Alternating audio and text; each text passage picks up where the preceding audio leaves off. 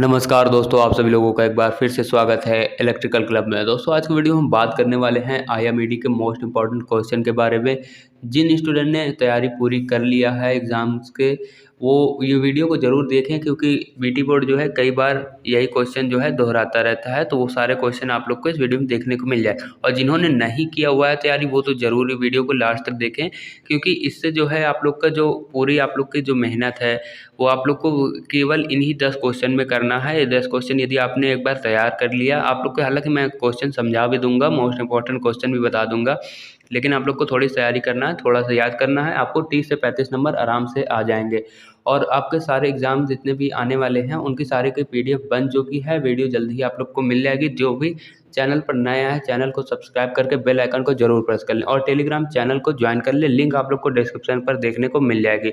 तो चलिए आप लोग को मोस्ट इंपॉर्टेंट क्वेश्चन बताते हैं, साथ ही उसके क्या क्या है। और जिन स्टूडेंट को थोड़ी हिंदी में प्रॉब्लम होती है, उनको इस बार जो है पीडीएफ जो है हिंदी में ही बनी हुई है, लेकिन आप लोग को इंग्लिश में भी समझा देंगे। तो वीडियो में लास्ट तक जरूर बने रहिएगा। चलिए वीडियो को स्टार्ट कर लेते हैं। सबसे पहले हमारे यहाँ पर क्वेश्चन जो है, सबसे कॉमन क्वेश्चन है, आईएमईडी का हर बार एग्जाम में दे ही देता है। प्रबंध और प्रशासन में भेद क्या है, यानी कि दोनों में डिफरेंस पूछा गया है। कभी कभी क्वेश्चन में संगठन भी जोड़ देता है कि प्रबंध, प्रशासन और संगठन में क्या अंतर है। तो ये कॉमन क्वेश्चन है, जिनको नहीं पता उनको बता देते हैं कि एक सरल से एग्जांपल अपने कॉलेज से लीजिए कि यहाँ पर जो प्रबंध होता है वो हमारे टीचर हो गए, प्रशासन यानी कि जो कि सबसे सीनियर होगा, जो कि डायरेक्टर सर। उसके बाद संगठन में हम सारे स्टूडेंट आ जाते हैं।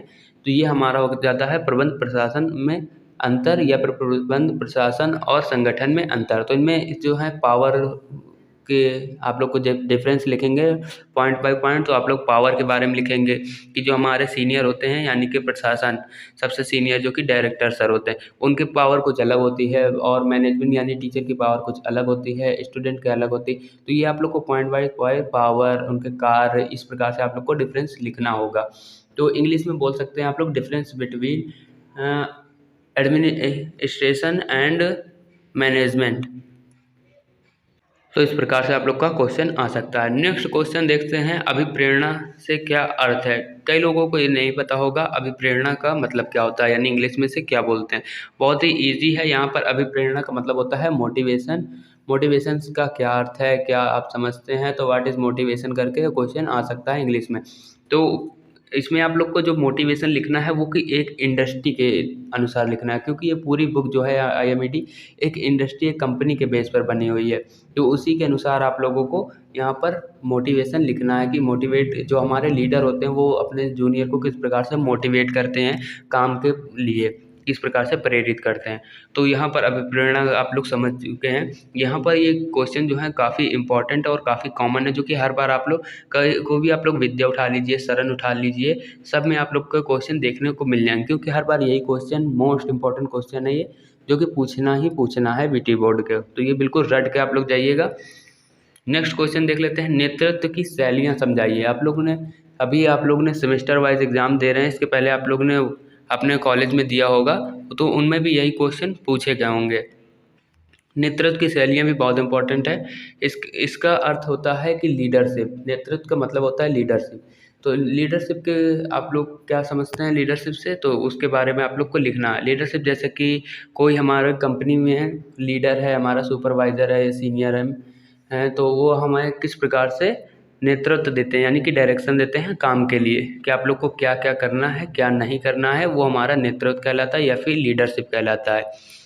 नेक्स्ट हम देख सकते हैं, मानव संसाधन प्रबंध की परिभाषा दीजिए। बहुत ही इंपॉर्टेंट क्वेश्चन है ये वाला, तो बिल्कुल ये आप लोग बिल्कुल रट के जाइएगा कि ये वाला जो क्वेश्चन है आप लोग को बिल्कुल रट के जाना है, मानव संसाधन प्रबंध। क्योंकि ये क्वेश्चन जो है काफ़ी स्टूडेंट छोड़ आते हैं। इसके पीछे का रीज़न है इसकी शुद्ध हिंदी।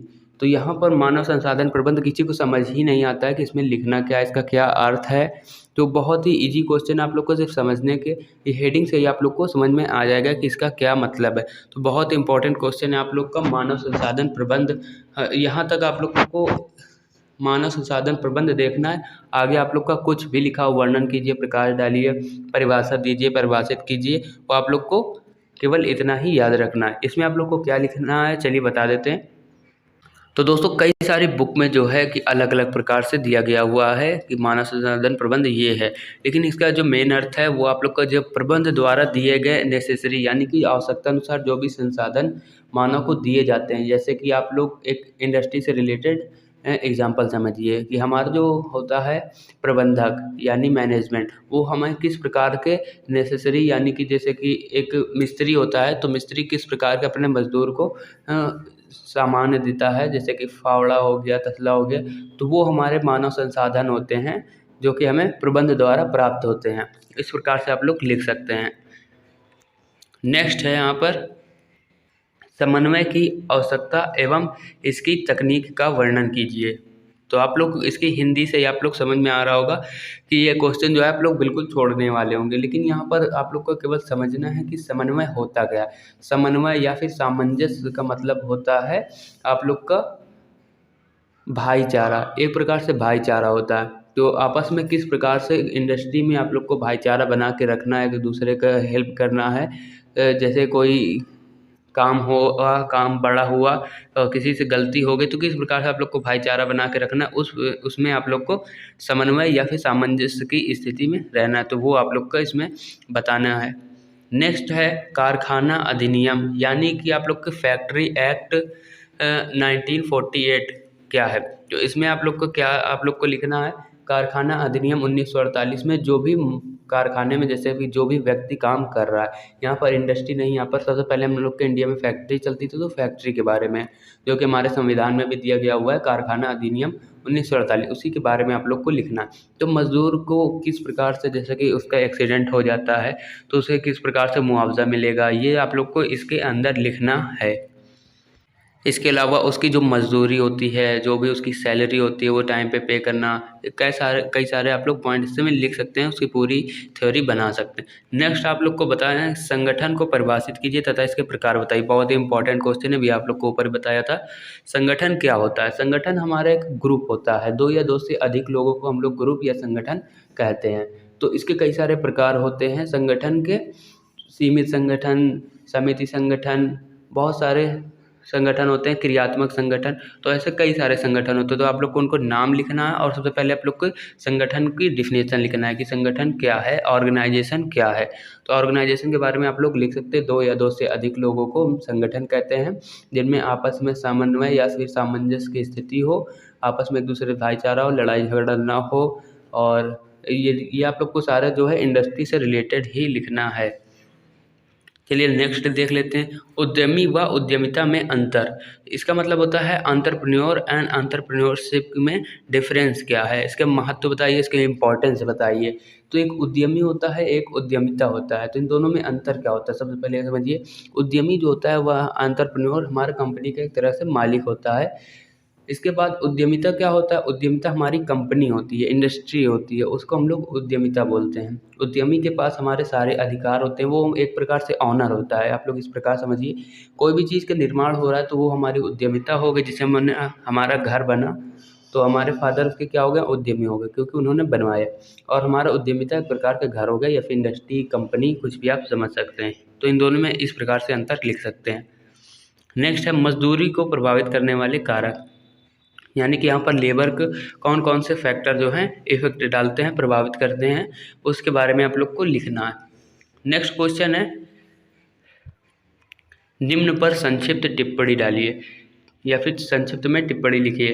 तो बहुत ही इंपॉर्टेंट है ये, आप लोग के हर बार जो है ऐसा ही आप लोग को निम्नलिखित में से आप लोग को 5 ऑप्शन दे दिए जाएंगे। इसमें आप लोग के जैसे कि आप लोग को लिखना होगा पेटेंट क्या होता है, EOQ, बहुत सारी चीज़ें होती, सारी ये जो 5 चीज़ें इंपॉर्टेंट हैं। तो चलिए बता देते हैं EOQ क्या होता है। EOQ जो है आप लोग का हर बार जो है 2 नंबर या 5 नंबर में पूछा ही जाता है। EOQ होता है हमारा इकोनॉमिक ऑर्डर क्वांटिटी, यानी कि इसका अर्थ है कि हमारा जो थोड़ा थोड़ा सामान मंगाया जाता है इंडस्ट्री में उसमें क्या फ़ायदा है, और जो हम एक साथ पूरा सामान मंगा लें उसमें क्या फ़ायदा है। तो इसी में एक फार्मूला भी वो आप लोग को लिखना पड़ता है, EOQ का फार्मूला, उसके बाद से आपको लिखना पड़ता है। EOQ में हम लोग एक बार में 1 साल की पूरी सामग्री जितनी लगनी होती सब मंगा लेते, तो उसमें हमारा कई सारी कॉस्ट बच जाती हैं, जैसे कि लेबर कॉस्ट, ट्रांसपोर्टेशन कॉस्ट, ये सारी हमारी कॉस्ट जो है बच जाती हैं। नेक्स्ट है पेटेंट। पेटेंट क्या होता है, हम किसी कंपनी में कोई भी चीज़ बनाते हैं, कंपनी बनाते हैं, उसका हम लोग पेटेंट खरीदना पड़ता है ताकि वो चीज़ दूसरा कोई व्यक्ति ना बना पाए, उसे हम पेटेंट कहते हैं। नेक्स्ट है बिन कार्ड। बिन कार्ड क्या होता है, एबीसी एनालिसिस, यानी कि एबीसी विश्लेषण क्या होता है। एबीसी विश्लेषण आप लोग को हर कंपनी में देखने को मिल जाएगा। एबीसी विश्लेषण में हम लोग ए में महंगे प्रोडक्ट रखते हैं, बी में सस्ते और सी में उससे सस्ते। आप लोग को कॉस्ट के हिसाब से भी देखना है, मटेरियल के हिसाब से भी लिखना है, हर तरह से आप लोग को एबीसी के अंतर ही रखना है। इसके बाद परियोजना यानी कि प्लानिंग। प्लानिंग पहले से हम किसी चीज़ का निर्माण कर रहे हैं तो पहले से हम लोग प्लानिंग करते हैं। आप लोग इसके बाद अपना एग्जाम्पल लिख दिया करिए। एग्जाम्पल मान लीजिए हम इंडस्ट्री खड़ी कर रहे हैं तो इंडस्ट्री में हमें रॉ मटेरियल लाना पड़ेगा, ये सारी चीज़ें आप लोग को लिखना पड़ेगा। तो काफ़ी इंपॉर्टेंट थे सारे 10 क्वेश्चन। कैसी लगी वीडियो हमें कमेंट करके ज़रूर बताएं। और नेक्स्ट वीडियो में आप लोग को पीएलसी, एसजीपी जितने भी आप के सब्जेक्ट है 5th सेमेस्टर के, सारे आप लोग को पीडीएफ बनी हुई हैं, केवल वीडियो बनाने की देरी है। आप लोग को 1-2 दिन में सारी वीडियो मिल जाएंगी।